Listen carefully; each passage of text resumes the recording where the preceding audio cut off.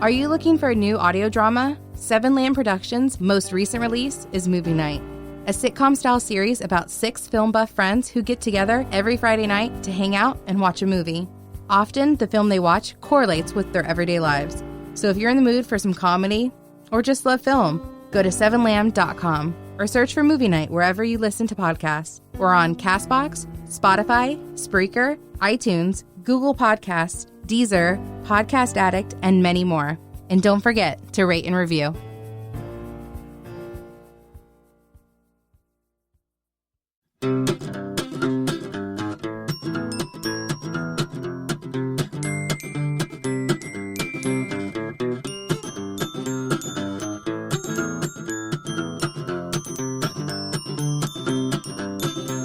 Hey guys, Amber here with my buddy Robert Lamb. Hi. And this is another episode of Will There Be Cake? Wowzers, another one? I can't believe it. We're here. Dickety darn. Dickety.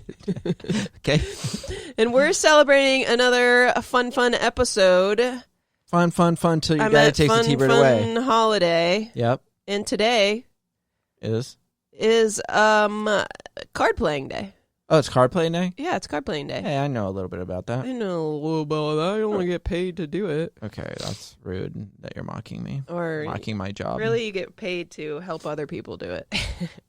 Yeah, it's true. I don't play. I just watch them play. Yeah. But I give them the cards to play. Do you ever get sad that you don't get to play? No. Or does it make you not want to play? Whenever I see somebody lose a big hand, it makes me glad I'm not playing when they lose like hundreds of dollars. Have you ever actually played with money? Yeah. Oh. The Silks Poker Room, I've been over there, played there, and then Hard Rock I played once a long time ago. But wow. I'm not good. I don't play often enough, and it's just gonna be me losing money. Plus, like, if you really want to like make money and stuff, you got to kind of stay there a long time. And like, if you're playing like just poker, you got to be there on the table for a little while. And you know, you got to put in some time. And you got to fold the hands money.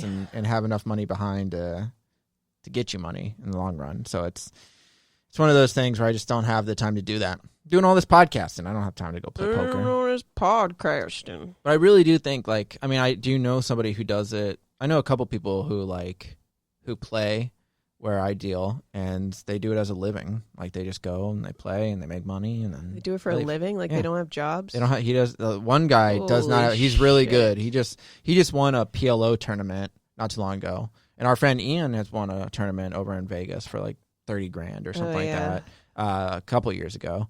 Man, he should have been here for this episode. Yeah, so I mean, probably going to yell at us for not inviting him. Yeah, well, that's okay. It's okay. He's busy. He's probably working right now. Exactly. He's a dealer too. Most poker dealers play poker too. I'm one of the rare ones that doesn't really play. That's okay. You do podcasts instead. Yeah, I got podcasts instead. Yeah. So this holiday doesn't really have a founder or an origin, but playing cards have been around for a long time. They didn't really start out as a 52-card deck that we have to do today, but it all began in the 9th century China when people from the Tang Dynasty began developing games using paper and objects. But then it spread from China to different parts of the world. In India, there's a card game called Gunjifa. Yep. Okay. Played by the Great Mughals, and it had 10 suits in the deck. The court artists would hand paint detailed scenes onto each of the 120 cards. And then from Egyptian cards featuring geometric Mamluk designs to the arrival of playing cards in Europe during the Renaissance. And then eventually the deck evolved and was divided into the 4 suits of swords, cups, sticks, and coins, which is not what we have here today. No. But those 4 suits were further developed into the modern deck that we do know today, which is the hearts, diamonds, clubs, and spades. And there's a bunch of different ideas on how it happened. One theory says that the symbols represented the aristocracy, clergy, peasantry, and military. Others suggest that the 4 suits represent the 4 seasons. As to why there's 52 cards in the deck, it's believed that this is the number that represents the total weeks in the year. Yeah, that makes sense. That's crazy. In some casinos and some poker rooms, they actually have changed the colors Really? of the cards. Not just black and red? Yeah, I think it's like black. I think diamonds are harder red, but then the other ones like it's like green. Black. Maybe clubs are green. I can't remember. There's like green, black, red, and another maybe blue. But they did 4 colors for each suit, so that way I guess it was easier to read when you're doing it. But like a lot of poker players complained about that because one of the things about poker is being aware of what's going on. So they kind of like that sometimes like a flush could be hidden on the board. Like there's 3 cards out there that might be a flush and nobody notices it. And you know, so some people don't like that. Some people do. To me, it doesn't matter. But I mean, I guess it probably would be a lot easier to read for sure. Yeah. But, I mean, there's a lot of card-playing games in general, not just poker. Yeah, there's thousands all around the world. Spades, hearts, solitaire, gin rummy, blackjack. It's crazy how many card games there are. Just 52 cards, and how many games came out of that. There's so many games. That's a war. Yeah, war. There was one, I don't even remember the name of it or really even how to play, but there was one game that my grandma liked to play, and I would go over to her house when I was like a little bit older. Cribbage. No, it wasn't cribbage. I don't know. But we would play it all the time, and I really loved it, and I wish... Pinochle? Nope. Okay. It was... I feel like it was like a more basic one, but it wasn't one of the most popular ones. It wasn't one of those ones we just named, but... It was a lot of fun, and I was really good at it, and I wish she was alive so I could ask her. Maybe my mom will remember. I should ask her. Yeah. Probably not, actually. No? Oh, she has bad memory like me. Not as bad, though. I mean, it's just, I remember watching a video where they said that the, if you took a deck of cards and shuffle it up, that the number, like exponentially, the number is so big of how the cards can be mixed up. Oh yeah. It's crazy. Like you could fill up like the entire ocean with how many cards or something. Like it was like a crazy amount. And I guess it makes sense because like some people play poker their whole life and never hit a royal flush. Yeah. But I've dealt like 7 of them, so I don't know. Do people out there actually exist who can like do the math in their head and like that, like those couple of movies that like counting cards is possible, cards. But that's like with certain games. Like with blackjack, you can count cards. I think they changed it up a little bit by adding more decks to it rather than just the standard deck. Like when we did war, we had war. Really? We still do, but it's done differently now. But basically, yeah, you put down a bet and you win 1-to-1. Like so, if you put down $5 and you get an ace and I get a king or lower, then you win $5. And a lot of people come in and play that really quick. But what we used to do is because the game was so fast paced, because you were just getting one card, I was getting one card. They used to put 8 decks, and we had to shuffle 8 decks together. Oh shit! And the way you did it, you had to separate the decks into like 4 piles, and you would shuffle piles 1 and 3. You shuffle piles 2 and 4, and keep going 1 and 3, 2 and 4 until you went through all the cards, and then you would put them like in a stack, and the hardest part was getting the stack to fit into the card chute, without them falling. And you get it in there, and then you deal with so that way they couldn't really count. I mean, you could still probably count cards. I don't know how it really works, but yeah, it was a little bit harder. Do you have to shuffle? You shuffle cards by hands. They don't have like a card shuffler. There's card shufflers for cash games. You shuffle by hand for tournament. Can you do cold shuffle tricks? No. They're very strict of shuffling, shuffle box, shuffle, which is just you shuffle once, you box it, which means you cut it into like thirds really fast, and then you shuffle it 2 more times, and that's the traditional. Some will do shuffle, box, shuffle, but it's the same thing. Yeah. But I don't know.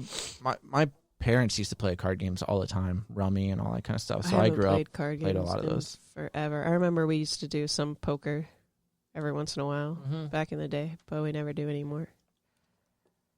I would play poker with like my other friend, not my poker friends, because they want to play for like $20, $50 and stuff. But I would play with other friends and just do like $5 or something like that, or a couple dollars. Because even we still treat $5 like it's like the end of the world. Yeah, of course. Like just because we don't want to lose. I just started watching. I told you Fargo. And season 3 has Ewan McGregor playing himself and he plays two different characters. He's like a twin brother. Right. And one of the brothers is dating a character is played by Mary Elizabeth Winstead. Oh, yeah. Yeah. She plays Ramona in Scott Pilgrim. That's how I knew who she was. And she's super hot. Yep. Anyway, they play bridge. Oh, yeah, okay. And win. Like they're really good at it and win a bunch of money. And anyway, so I just finished that season, even though it wasn't that great. Of all of them, the first two seasons were better to me, and I'm excited for the Chris Rock season, which is I think still that out? on. It's still going right now. I think season 4. I'm excited for it. There's a game that James Bond plays, especially in the earlier, and I think he plays it in GoldenEye too. And I'm trying to think of what. It's a Baccarat. And Baccarat. Yeah, and that game is really weird too. It's all like basically chance with that one, which is kind of weird that he would play that because, like, it's one thing to play a game and like in Casino Royale he plays like Texas Hold'em because that's what's popular right now. Yeah. But he plays that and like you can kind of win against your opponent and stuff like that by like reading them well and knowing when they're bluffing and not bluffing and stuff. But with Baccarat, it's kind of like a chance thing, like almost, at least from what I know of it. I've never dealt it or anything or played it, but I've seen it and I've read about it. And it's like a chance game. But there's a lot of like, it's just crazy like how many games you can play with cards, with just 52 cards. With crazy. 13 of each suit. I remember how to play them all. And I feel like everybody always has different ideas or like different rules especially for every game. Yeah. Especially Rummy. Yeah, I've played Rummy with so many people, and every time maybe they got it's like Rummy that rules. I played with my grandma. I don't remember. There's Rummy 500. That one is where you try to get to 500. You get points for that one. Yeah. I think regular Rummy you just play. It's like you win a game every game or whatever. I don't know. Okay, so the 1300s is when the first playing card decks were printed on paper. Nice. The 1400 is when the 4 suits, hearts, diamonds, clubs, and spades started becoming popular in France. 1470s is when the oldest deck of cards known in the world is from the 15th century and called the Flemish hunting deck. Weird. 1800s is when poker, as we know it today, began to form in America as poke, P-O-Q-U-E. Poke. And 2006 is when the biggest poker tournament at the World Series of Poker took place. What was it? 2006. The biggest poker tournament. Yeah. Now it's like a huge thing, the WSOP. Yeah, you win a bunch of money. Yep. Bunch of money. Ace of Spades. The Ace of Spades, Motorhead. Ace of Spades. What is your favorite card game? I don't know. I don't know how to play that many. Really? What about Spit? Remember Spit? Ooh, that was a pretty fun one. That one is fun. That one you go real fast and you have to go up or down. Like if a queen comes out, you go king or jack. Is it the one where it's like 2 cards? No, it's like 5 in a row, and you try to get rid of all your. There's 2 cards. Yeah, there's 2 cards in the middle, and you have like 5 up with some underneath that are flipped over. Ooh, yeah, and that then you one, go back and forth. That one's a lot of fun. I don't play a lot of cards, but that one's a lot of fun. I do like War a lot, and I feel like I like Rummy, but I don't remember how to play it. I like Rummy. I never really was big on spades. I had a lot of friends who liked spades. Same with hearts. Hearts was okay, I guess. I remember playing hearts on the computer, like back in the day when I had the old PC, and that was one of the games that came with it, that and Solitaire and stuff. So I used to play it then. Solitaire, I don't think. I like once. I like Solitaire, like mobile or like on the computer. I was gonna say, have you ever played Solitaire? Not yourself, like with cards. Yeah, have you? But it's not as fun. I think Richard Dreyfuss does work. it in Jaws. Yeah, I know. It's not as fun. It's way more work. And you can go back in the other Solitaire games. That's true. Like you go back That's so true. you can fix stuff. You can't do that in regular cards. You can, but it just takes a lot longer. Did you know that casinos in Vegas sell or discard their cards within 12 hours of using them? Do they? That fast? They cut the corners off so you can't use them. I mean, you can play with them, but you can't, because it's their cards, you can't go back in and slip a card in there. Stuff. Our cards, we use our cards for a long time. Some of them are really bad. We need to get new cards now. That seems sanitary. They try to get new cards, but I think it's like every 6 months that they get new cards. Wow. Yeah. During World War II, the U.S. government produced special secret card decks with a famous card company for American prisoners of war. That's pretty cool. Nice. Casinos have an unbelievably high level of security for protecting the cards they use, requiring sign-offs before the decks are reshuffled. I mean, we got cameras everywhere, so they make sure that, like... I was going to say, I feel like that was like maybe back in the day when they didn't have cameras, but why would you sign something every time? Yeah. So yeah, celebrate the day by playing some cards, even Whatever if it's game you like. digitally, since you got a social distance, or get your friends together, play some cards. Yeah. So many different games you can play. So many different Does games today. Uno count? That's cards. It's still cards, yeah. I love Uno. Yeah. I like playing that online too. Really? Yeah. Uno. There's Exploding Kittens. That's a card game. I never played that. It's all right. It's all right. It's fine. It's fine. It's fine. It's fine. There's a lot of other like types of card games you can play that don't have to do with the traditional 52 card. There's so many card games now. But yeah, play cards and Eat a cake. eat a cake. Definitely. Yeah. Just eat a cake today. Just eat a cake. Why wouldn't you have a Why cake not? today? Why not? There's no, like, I wouldn't say there's any reason to necessarily have a cake, but there's definitely no reason to not have a cake. So you might as well have a cake. Oh, look at this question. Why is the King of Hearts stabbing himself? I don't know. Is it a joke? I don't know. It doesn't say. It says, artwork painted onto cards were extremely detailed in the past. Over time, these vivid drawings were copied by card manufacturers and certain character details were skipped. This is why the King of Hearts appears to be stabbing himself in the head when he's really not. Oh. I never thought he was stabbing himself in the head. I mean, I guess Which- Suicide Kings are wild. One-Eye Jacks. You should know the answer to this. Which card suit is the highest in poker? Spades. Yeah. It's spades, then hearts, then diamonds, then clubs. But when you put them away, you're supposed to do put them opposite, so it'd be diamonds, clubs, hearts, spades. That way it's red, black, red, black. Oh, gotcha. But in how they really order is spade, heart, diamond, club. Okay. Yeah. And last fun fact about card playing is research studies show that card games are great stimuli for the brain and promote mental well-being. So Makes sense. There's a lot of thought you gotta put into the different games and stuff. A lot of strategy, for sure. definitely got to use that. Like brain. when I play rummy and stuff, I don't always lay down the cards right away. Like people love to just like I got my 3 of a kind, boom, lay it down or whatever. But I like to keep it for a while so they don't know what I have. And then when I got enough to like really lay down a lot, I go bam, bam, bam. But you don't want to get caught with them because if they go out before that, then all of a sudden I'll add up all those points, subtract it. Yeah, that sucks. Yeah. Okay. Cool. What a good day. Yeah, solid day. Amber Simpson, I'm going to go get a deck of cards. Let's go play some Spit or War. Yeah, spit. Yeah. Let's do it. All right. Thanks for joining us, guys. Bye.